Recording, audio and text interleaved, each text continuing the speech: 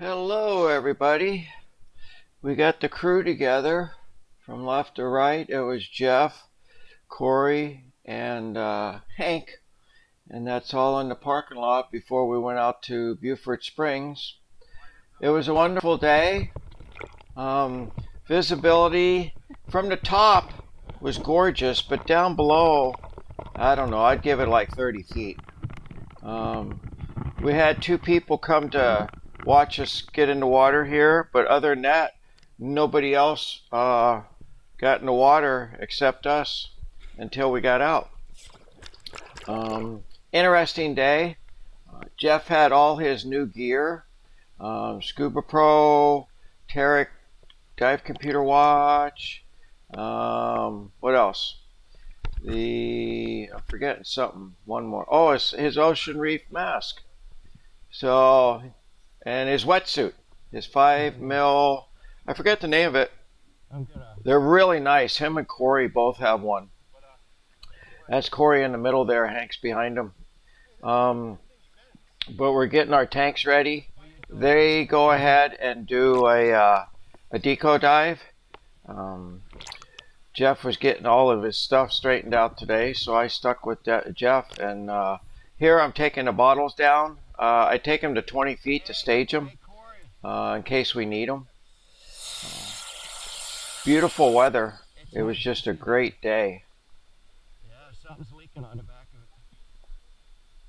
There's Corey's camera system. It's a U-shaped handle. Lights on both sides with the GoPro in the middle. Takes great footage.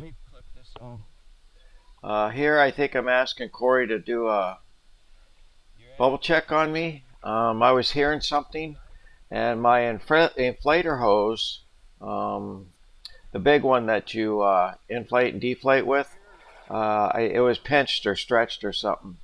So when I went underwater, it just kept dumping air. So he had to untangle that for me. That's why you do the checks.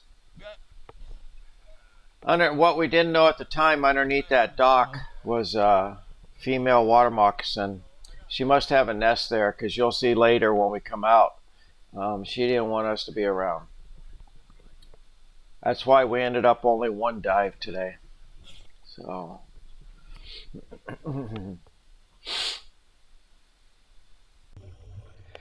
We made it down to about 100 feet, and we got to see Corey and Hank down there. The big rock that you usually see in my videos, you actually couldn't see it when you were on one side of the cavern looking across because it's right in the middle. So we just swam around, got all his gear straightened out. I worked on buoyancy, and then we came back up here. We're doing our safety stop, and Corey and Hank is doing his deco stop. So the visibility looks okay here, but you know, you don't see the sunny blue that we normally see. Hank had some issues with his tanks, so he was trying to straighten that out there on his deco stop.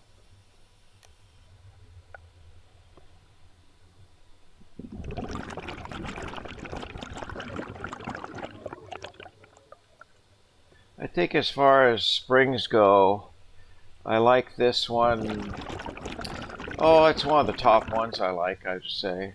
Just because of it's so big. Hank and Corey did make it down to the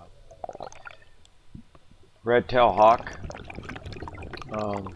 Here Jeff's wanting to try his new air horn.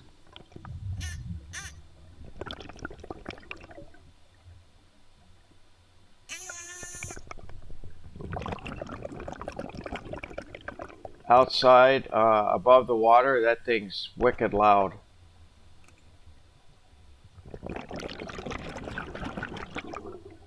There he's saying his safety stop is complete. And then we start making our way up. I thought about swimming around in the shallow areas, but in retrospect, I'm sure glad I didn't.